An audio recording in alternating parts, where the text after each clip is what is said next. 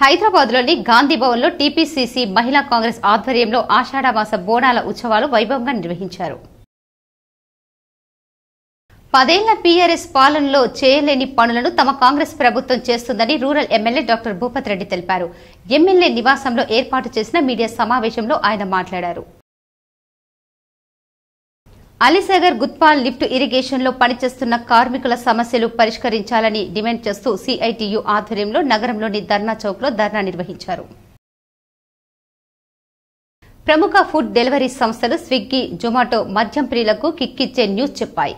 త్వరలో beer, wines, liquor వంటి తక్కువ ఆల్కహాల్ డ్రింక్స్ ను హోమ్ డెలివరీ చేయనున్నాయి. హైదరాబాద్ లో ఈ సాయంత్రం భారీ వర్షాలు వచ్చే అవకాశం ఉందని మంత్రి పొన్నం ప్రభాకర్ తెలిపారు. జీఎస్ఎంసీ, జలమండలి, డిఆర్ఈఎఫ్ బృందాలు అప్రమత్తంగా ఉండాలని సూచించారు. లోతట్టు ప్రాంతాల్లో ఇబ్బందులు లేకుండా చూడాలని అధికారులను ఆదేశించారు.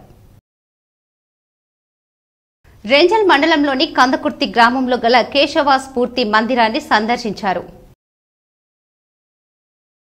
నగరంలోని Manik Bhavan school of excellence పాఠశాలలో ఆషాఢమాసం బోనాల పండుగను ఘనంగా నిర్వహించారు. విద్యార్థులంతా కూడా సాంప్రదాయ దుస్తులతో ఆటపాటలతో అమ్మవార్లను పూజించారు.